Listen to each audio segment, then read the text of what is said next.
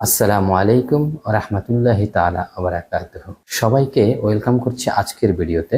আজকের ভিডিওতে আমরা জানার চেষ্টা করব আমদানি এবং রপ্তানি এই ব্যবসাগুলোর সুবিধা এবং অসুবিধাগুলো কি কি। সেই সাথে আমরা জানব এখানে চ্যালেঞ্জগুলো কি কি, কিভাবে আমরা তা ওভারকাম করতে পারি। তারপর আমরা বোঝার চেষ্টা করব কেন আমাদের এই ব্যবসাগুলো করা উচিত। তো চলুন আলোচনায় প্রবেশ করি। সুবিধার কথা যদি বলি, সর্বপ্রথম মানুষ যেটাকে প্রায়োরিটি দেয় সেটা হলো মুনাফা। মুনাফা তো অবশ্যই থাকবে, যে কোনো বিজনেসেরই একটা ফান্ডামেন্টাল অবজেক্টই হলো মুনাফা করা। সো আমদানি রপ্তানিও এমন এক ব্যবসা যেখানে আপনি অবশ্যই মুনাফা করবেন এবং মুনাফা করার জন্যই আপনি আসবেন। সো মুনাফার পাশাপাশি এই বিজনেসটাতে আরো বেশ কিছু সুবিধা আছে, যেটা আমি বিশ্বাস করি আপনি অন্যান্য বিজনেস থেকে একেবারেই পাবেন না সেটা বলবো না, বাট খুব কম আকারে পেতে পারেন। এটা আপনাকে আমদানি রপ্তানি বিজনেসে এই সুবিধাগুলো আরো বেশি পরিমাণে দিতে সহায়তা করবে। তার ভিতরে একটা হলো যে আপনি ইন্টারন্যাশনাল মার্কেট সম্পর্কে জানতে পারবেন, যে ইন্টারন্যাশনাল মার্কেটে কোন দেশে কোন প্রোডাক্টটা উৎপাদন হচ্ছে, কোথায় কোন প্রোডাক্টটা সবচেয়ে বেশি চলে, কারা নতুন নতুন প্রোডাক্ট মার্কেটে নিয়ে আসছে। সো আপনি যখন এই অঙ্গনে যুক্ত থাকবেন তখন প্রোডাক্ট সম্পর্কে, মার্কেট সম্পর্কে আপনার এই ধারণাটা আরো বেশি তৈরি হবে এবং সবার আগে সর্বশেষ প্রোডাক্ট সম্পর্কে আপনি ধারণা রাখতে পারবেন, যেহেতু আপনি ইন্টারন্যাশনাল মার্কেটে কাজ করেন। এছাড়াও এই প্রযুক্তির উন্নয়নের কারণে অনেক ধরনের বিজনেসই কিন্তু বন্ধ হয়ে যাচ্ছে, অনেক ধরনের পেশাজীবীরাই কিন্তু আপনার সংকটের দিকে চলে যাচ্ছেন। বাট আমদানি রপ্তানি এমন এক বাণিজ্য যেখানে আপনার বিজনেস বন্ধ হওয়ার সম্ভাবনা একেবারেই বললে 0.0001%। বলতে পারেন 1%। কেন বলছি 1%? এই জন্যই বলছি যে আগামীকালকে কি হবে আমরা বলতে পারি না, সেটা একমাত্র উপরওয়ালাই বলতে পারেন। তাই 0.001% তার উদ্দেশ্যেই বলা। আর আরেকটা সুবিধা হলো আমদানি রপ্তানি ব্যবসায় আপনার মার্কেটটা কিন্তু অনেক বড়, সারা পৃথিবীটাই কিন্তু আপনার মার্কেট। সো আপনি যে কোনো একটা প্রোডাক্ট অনেক লার্জ স্কেলে সেল করার জায়গা খুঁজে পাবেন, যেটা আপনি হয়তো লোকাল মার্কেটে পাবেন না। লোকাল মার্কেটে হয়তো কোনো একটা প্রোডাক্ট খুব বেশি ভলিউমে, খুব বেশি বাল্ক কোয়ান্টিটিতে সেল করতে পারবেন না। বাট আপনি যদি ইন্টারন্যাশনাল মার্কেটে কাজ করেন তাহলে যে কোনো একটা প্রোডাক্ট আপনি লার্জ কোয়ান্টিটিতে বাল্ক ভলিউমে সেল করতে পারেন, কারণ এখানে আপনার মার্কেটটা কিন্তু ছোট না। আপনি যদি লোকাল মার্কেটে কাজ করেন, একটা নির্দিষ্ট এলাকায় আপনার মার্কেট অথবা একটা শহর আপনার মার্কেট, সবচেয়ে বেশি হলে একটা দেশ, পুরোটা দেশে আপনার মার্কেট হতে পারে। বাট আপনি যখন ইন্টারন্যাশনাল মার্কেটে কাজ করবেন তখন সারা পৃথিবীটাই আপনার মার্কেট। আপনি এত বড় মার্কেটে আপনি কত প্রোডাক্ট সেল করতে চাচ্ছেন, যত বেশি সেল করবেন তত বেশি প্রফিট আসবে। তো আপনি প্রোডাক্ট তৈরি করেও দিতে পারবেন না, সারা মার্কেটে যত চাহিদা থাকবে। ইন্টারন্যাশনাল মার্কেটের সবচেয়ে বড় সুবিধা হলো এখানে, যেহেতু মার্কেটটা অনেক বড়, এখানে লার্জ ভলিউমে লার্জ কোয়ান্টিটি নিয়ে কাজ করার সুযোগ থাকে। সো এই সুবিধাগুলো আছে যদি আপনি আমদানি রপ্তানি মার্কেটে, বিশেষ করে ইন্টারন্যাশনাল মার্কেটে কাজ করেন। আর সবচেয়ে বড় যে সুবিধাটার কথা বলবো আমি, সেটা হলো এই বিজনেসগুলো করার মাধ্যমে ইন্টারন্যাশনালি আপনার একটা নেটওয়ার্ক তৈরি হবে, যা সাধারণত আপনি লোকাল মার্কেটে ব্যবসা করে এই নেটওয়ার্ক তৈরি করতে পারবেন। তো ইন্টারন্যাশনাল মার্কেটে যখন আপনার একটা নেটওয়ার্ক তৈরি হবে তখন সবচেয়ে বড় যে ব্যাপারটা ঘটবে সেটা হলো ব্যবসায়িক কাজে যে কোনো দেশে আপনি ফ্রিলি মুভ করতে পারছেন। ইন্টারন্যাশনাল মার্কেটে নিজের একটা অবস্থান তৈরি করতে পারবেন। পৃথিবীর কোন দেশে কোন প্রোডাক্ট চলবে, কোন দেশ থেকে কোন প্রোডাক্ট এনে আপনি নিজের দেশে চালাতে পারবেন, এই জ্ঞানগুলো আপনি ধীরে ধীরে অর্জন করতে পারবেন, যেটা হলো আমদানি রপ্তানি ব্যবসার সবচেয়ে বড় সুবিধা। এছাড়াও ইন্টারন্যাশনাল মার্কেটে কাজ করতে করতে হয়তো এমন কিছু ফ্যাসিলিটি পেয়ে যাবেন যেটা এই মুহূর্তে আপনি নিজে বসেও চিন্তা করতে পারছেন না। সো ইন্টারন্যাশনাল মার্কেটে কাজ করার অনেক সুবিধা আছে, বিশেষ করে আমদানি রপ্তানি সেক্টরে যদি কাজ করেন সময়ের সাথে সাথে অনেক ধরনের ফ্যাসিলিটি আপনি খুঁজে পাবেন। আশা করি ব্যাপারটা বুঝতে পেরেছেন। দেখুন, এটা এমন এক ব্যবসা, এই ব্যবসায় একটা ভুল প্রোডাক্ট বা ভুল সাপ্লায়ার কিন্তু আপনাকে ধ্বংস করে দিতে পারে। সো এই ব্যবসাগুলো করার ক্ষেত্রে আপনাকে এই বিষয়গুলো মাথায় রাখতে হবে। কোনো একটা ভুল প্রোডাক্ট অথবা ভুল সাপ্লায়ার কিন্তু আপনাকে নিমেষেই ধ্বংস করে দিবে। এছাড়াও আমদানি রপ্তানি ব্যবসায়, বিশেষ করে ইন্টারন্যাশনাল বিজনেসে ডকুমেন্টারি অনেক ইস্যু থাকে। সো ডকুমেন্টারি এইসব ইস্যুর কারণে আপনার কিন্তু অনেক বড় ধরনের ক্ষতি হতে পারে। সো এই ব্যাপারগুলো কিন্তু সাবধানতার সাথেই এগোতে হবে।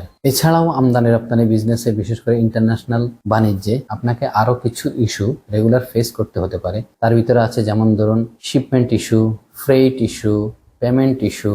সো এই জাতীয় অনেক ইস্যু আসবে যেগুলো আপনাকে প্রতিনিয়তই ফেস করতে হতে পারে। সো এই ব্যাপারগুলোতে আপনাকে অবশ্যই সাবধানতার সাথে এগোতে হবে। আরো কিছু কমন ইস্যু থাকে, তার ভিতরে একটা ইস্যু হলো আপনার ফেক সাপ্লায়ার। ইন্টারন্যাশনাল মার্কেটে কিন্তু এখন প্রচুর পরিমাণে ফেক সাপ্লায়ার আছে। সো কিভাবে ফেক সাপ্লায়ার থেকে নিজেকে সেভ করবেন, এই ব্যাপারগুলো নিয়ে আমি একটা ইন ডিটেলস ভিডিওতে কথা বলবো।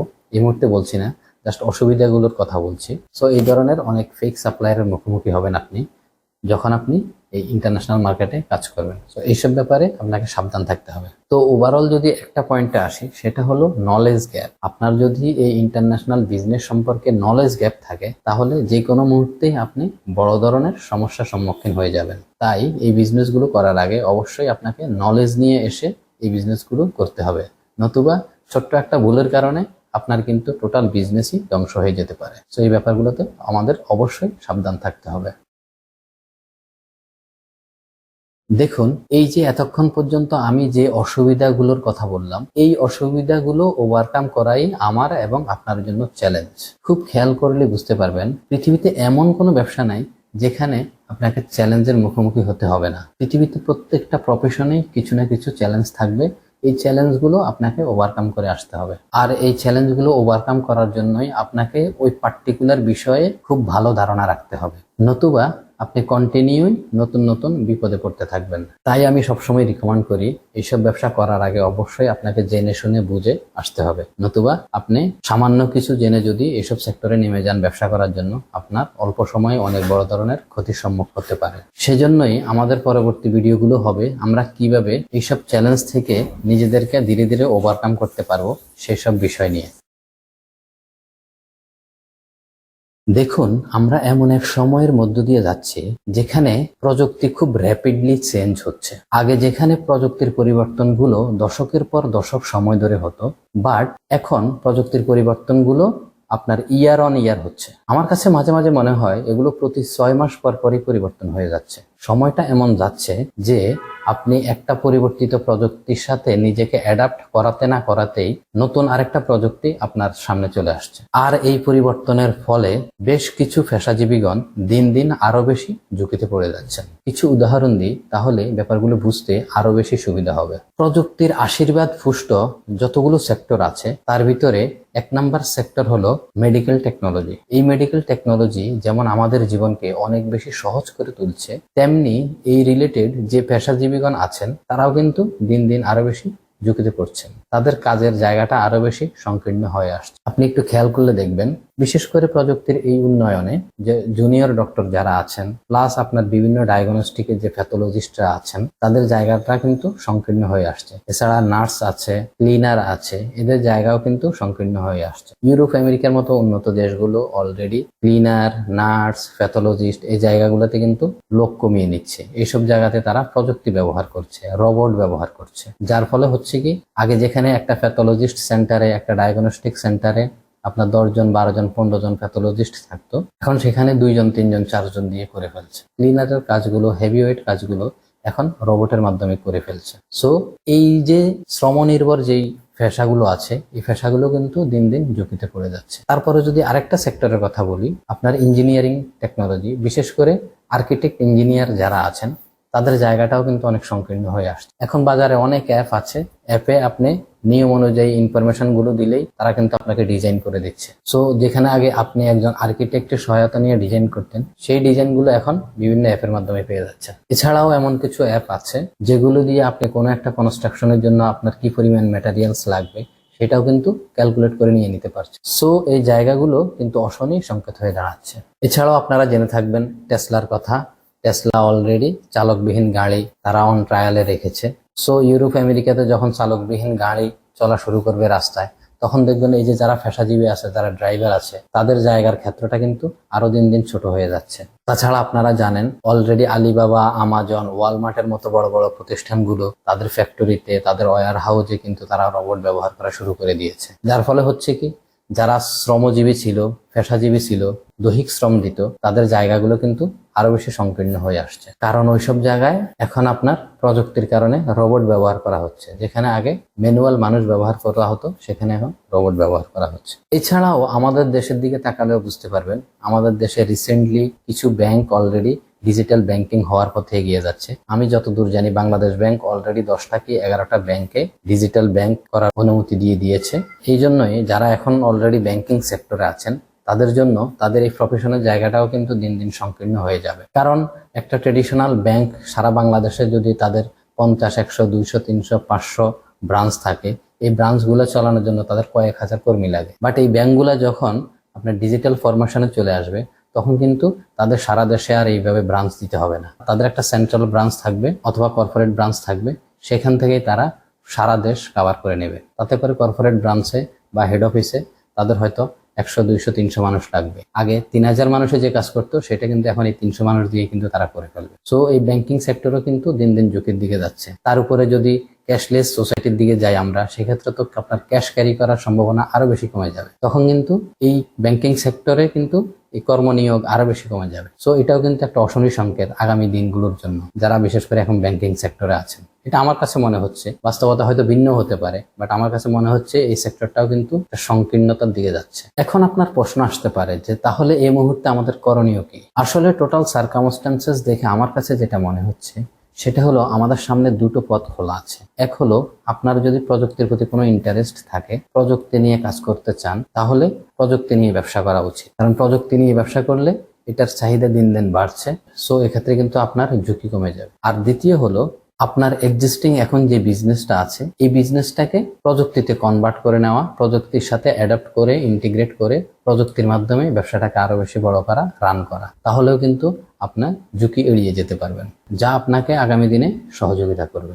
প্রযুক্তির এই যুগে এসে সময়টা এমন যাচ্ছে যেখানে একটা প্রযুক্তি এসে, একটা নতুন প্রোডাক্ট এসে অনেকগুলো প্রোডাক্টকে অথবা অনেকগুলো সার্ভিসকে বন্ধ করে দিচ্ছে। তাই আমদানি রপ্তানি এমন এক বিজনেস, এখানে সর্বোচ্চ আপনার পণ্যের পরিবর্তন হতে পারে, বাট ব্যবসার পরিবর্তন হবে না বা ব্যবসা বন্ধ করতে হবে না। একটা উদাহরণ দিই, তাহলে ব্যাপারটা আপনাদের বুঝতে আরো বেশি সহজ হবে। সেটা হলো, দেখুন, একটা সময় আমাদের দেশে কিন্তু প্রচুর পরিমাণে হ্যান্ড ওয়াচ ইউজ হইতো, যেটাকে হ্যান্ড ওয়াচ অথবা রিস্ট ওয়াচ বলি আমরা, এটা ইউজ হতো। তার পাশাপাশি আপনার ক্যালকুলেটর ইউজ হতো, পার্সোনাল ক্যালকুলেটর ছিল, টর্চ লাইট ছিল, ক্যামেরা ছিল, তারপর আপনার ফটো ফিল্ম ছিল। এগুলোর কিন্তু রমরমা ব্যবসা ছিল। অনেক আমদানিকারক এই ধরনের প্রোডাক্টগুলোই কিন্তু ইম্পোর্ট করে। কিন্তু যখনই মোবাইল বাজারে চলে আসছে, আস্তে আস্তে হাতঘড়ি উঠে গেছে, পার্সোনাল ক্যালকুলেটর উঠে গেছে, টর্চ লাইট উঠে গেছে, ক্যামেরা উঠে গেছে, আপনার ফটো ফিল্ম উঠে গেছে। এখন কথা হলো, এই যে মোবাইল আসার আগে যে আমদানিকারকগণ এই ধরনের প্রোডাক্টগুলো আমদানি করতো, বিশেষ করে আপনার হাতঘড়ি, টর্চ লাইট, ক্যালকুলেটর, ক্যামেরার ফিল্ম, এই প্রোডাক্টগুলো যেসব ইম্পোর্টাররা ইম্পোর্ট করতো, যখন মোবাইল চলে আসছে তখন তাদের কি ক্ষতি হয়েছে আপনি একটু চিন্তা করুন। হ্যাঁ, তাদের একটা জিনিস হয়েছে, তাদের হয়তো ব্যবসার পরিবর্তন করতে হয়েছে। যখন মানুষ এই ধরনের প্রোডাক্ট কিনা বন্ধ করে দিয়েছে, তখন এই ইম্পোর্টাররা হয়তো তাদের এই প্রোডাক্টগুলো ইম্পোর্ট করা বন্ধ করে দিয়ে তারা হয়তো মোবাইল ইম্পোর্টের দিকে চলে গেছে অথবা অন্য কোনো ইম্পোর্টের দিকে চলে গেছে। বাট তাদের কিন্তু ব্যবসা বন্ধ করতে হয় নাই, ব্যবসা ক্ষতি হয় নাই। ব্যবসা বন্ধ করতে হয়েছে কাদেরকে? ওইসব ফ্যাক্টরিকে যারা এইসব ঘড়ি উৎপাদন করত, ক্যালকুলেটর উৎপাদন করত, ক্যামেরা উৎপাদন করত, ফটো ফিল্ম উৎপাদন করত। যারা ওইসব প্রোডাক্ট উৎপাদন করত, ম্যানুফ্যাকচারিং ইউনিট যাদের ছিল, তাদের ব্যবসার ক্ষতি হয়েছে। বাট ইম্পোর্টারদের কোনো ক্ষতি হয় নাই। ইম্পোর্টার সর্বোচ্চ তার ট্র্যাকটা চেঞ্জ করছে, ট্র্যাকটা চেঞ্জ করে সে নতুন ট্র্যাকে গেছে, হয় মোবাইল ইম্পোর্টে চলে গেছে অথবা অন্য কোনো প্রোডাক্ট ইম্পোর্টে চলে গেছে। বাট তাকে কিন্তু ব্যবসাই বন্ধ করে দিতে হয়নি। তো ইম্পোর্ট এক্সপোর্ট ব্যবসা করলে এটা হলো সবচেয়ে বড় সুবিধা, যে আপনাকে সর্বোচ্চ প্রোডাক্ট চেঞ্জ করতে হতে পারে, ব্যবসার ধরন চেঞ্জ করতে হতে পারে, বাট আপনাকে ব্যবসা বন্ধ হয়ে যাবে না। ব্যবসা বন্ধ হওয়ার ঝুঁকিটা আপনার থাকছে না। আমদানি রপ্তানির এটাই হলো সবচেয়ে বড় সুবিধা। আরেকটা বিষয় একটু খেয়াল করলে দেখবেন, সেটা হলো, দেখুন, সবচেয়ে বড় কথা হলো পৃথিবীতে মানুষ যতদিন থাকবে ততদিন কিন্তু এই আমদানি রপ্তানি ব্যবসাটা থাকবে। বিশেষ করে আপনি যদি ফুড ইন্ডাস্ট্রিতে কাজ করেন, ফুড প্রোডাক্ট নিয়ে কাজ করেন, দেখুন ফুডের হ্যাবিট কিন্তু মানুষের চেঞ্জ হচ্ছে, ঠিক আছে? তাছাড়া যে ফুডের যে পণ্যগুলা, র মেটেরিয়ালস, কাঁচামাল, এগুলো কিন্তু এক দেশ থেকে অন্য দেশে সবসময় যাবে এবং আসবে। সো পৃথিবীতে মানুষ যতদিন থাকবে ততদিন তারা খাবে, তাদের খাবারের প্রয়োজন হবে। আর খাবারের প্রয়োজন হলেই এই যে খাদ্য পণ্যগুলা, এগুলো কিন্তু আমদানি রপ্তানি সবসময় থাকবে। সো আপনি যদি ফুড ইন্ডাস্ট্রিতে কাজ করেন এবং এক্সপোর্ট ইম্পোর্ট নিয়ে কাজ করেন, তাহলে আমার বিশ্বাস কখনোই আপনাকে এই বিজনেস থেকে সরতে হবে না, এবং দিন দিন এই বিজনেসে আরো বেশি ভালো করতে পারবেন। রিসেন্টলি একটা আর্টিকেলে দেখলাম, আপনার Mark Zuckerberg, Elon Musk, Bill Gates, তারা কিন্তু এখন অ্যাগ্রো ইন্ডাস্ট্রিতে প্রচুর পরিমাণে ইনভেস্ট করতেছে। তারা কিন্তু বুঝতে পারছে যে প্রযুক্তি যতই উন্নয়ন ঘটুক না কেন, দিন শেষে কিন্তু পৃথিবীর মানুষকে কিন্তু খেয়ে পরেই বাঁচতে হবে। আর এই খাওয়ার জন্য কিন্তু এগ্রিকালচারের কোনো বিকল্প নাই। তারা কিন্তু অলরেডি অ্যাগ্রো ইন্ডাস্ট্রিতে ইনভেস্ট করা শুরু করে দিয়েছে। সো একটা জিনিস খেয়াল করেন, যারা কিন্তু এতদিন প্রযুক্তিতে লিড দিচ্ছে, তারা কিন্তু এখন আবার এগ্রিকালচারে চলে আসছে। মানে আগামীর দিনগুলোতে তারা কিন্তু এই অ্যাগ্রো সেক্টরে কিন্তু লিড দিবে। তারা অলরেডি বুঝে ফেলছে যত উন্নয়নে ঘটুক না কেন, দিন শেষে আপনাকে কিন্তু খেয়েই বেঁচে থাকতে হবে। তাই তারা কিন্তু এখন এই অ্যাগ্রো ইন্ডাস্ট্রিতে আরো বেশি মনোযোগী হচ্ছে। আর আরেকটা কথা বলি, দেখুন, আল্লাহ তাআলা পৃথিবীটাকে এমনভাবে ডিজাইন করেছেন যেখানে পৃথিবীর কোনো একটা দেশ 100% স্বয়ংসম্পূর্ণ না। পৃথিবীর কোনো দেশে দেখবেন আপনি প্রচুর পরিমাণে খনিজ সম্পদ আছে, কোনো দেশে প্রচুর পরিমাণে প্রাকৃতিক সম্পদ আছে, কোনো দেশ আবার প্রচুর পরিমাণে খাদ্যশস্য উৎপাদন করে, কেউ আবার প্রযুক্তিগত উন্নয়নে অনেক এগিয়ে যাচ্ছে। সো এই যে এক এক দেশ এক একটা প্রোডাক্টে এক একটা সেক্টরে উন্নয়ন ঘটাচ্ছে, সো তাদের ভিতরে কিন্তু এই এক্সচেঞ্জ গুলো হবে। যে দেশ বেশি পরিমাণে খাদ্য উৎপাদন করে সে অন্য দেশের কাছে খাদ্য বিক্রি করে প্রযুক্তি নিবে, যে দেশের প্রাকৃতিক সম্পদ বেশি আছে সে সেটা বিক্রি করে আরেকজনের কাছ থেকে প্রযুক্তি নিবে অথবা আপনার খনিজ সম্পদ নেবে। সো এই যে এক্সচেঞ্জ এগুলা কিন্তু পৃথিবী যতদিন থাকবে এই এক্সচেঞ্জ গুলো কিন্তু ততদিন থাকবে। আর এই এক্সচেঞ্জ গুলাই মূলত হবে এই আমদানি অথবা রপ্তানি ব্যবসার মাধ্যমে। সো বুঝতেই পারছেন যে চোখ বন্ধ করেই বলে দেওয়া যায় যে পৃথিবী যতদিন থাকবে ইনশাল্লাহ আমদানি রপ্তানি ব্যবসাও ততদিন থাকবে। আর এই ব্যবসা যদি আপনি শিখেন বা করতে পারেন, এই ব্যবসায় আপনাকে সর্বোচ্চ, ওই যে আগেই বললাম, সর্বোচ্চ পণ্যের পরিবর্তন করতে হতে পারে, বাট ব্যবসা বন্ধ করা বা ব্যবসার পরিবর্তন করার সম্ভাবনা একেবারেই 0%। সবশেষ আপনাকে একটা কথাই বলবো, আশা করি আমাদের মতো এই আমদানি নির্ভর দেশের একটা মার্কেটে বসে আপনাকে খুব করে বুঝাতে হবে না যে কেন আপনার ইম্পোর্ট বা এক্সপোর্ট বিজনেস করা উচিত, যেটা আপনি প্রতিনিয়তই এই মার্কেটের দিকে চোখ রাখলেই অনুধাবন করতে পারেন। আশা করি ব্যাপারগুলো বুঝতে পেরেছেন। তো আজ তাহলে এই পর্যন্তই থাকুক, দেখা হবে পরবর্তী ভিডিওতে। সে পর্যন্ত সবাই ভালো থাকবেন। আল্লাহ হাফেজ।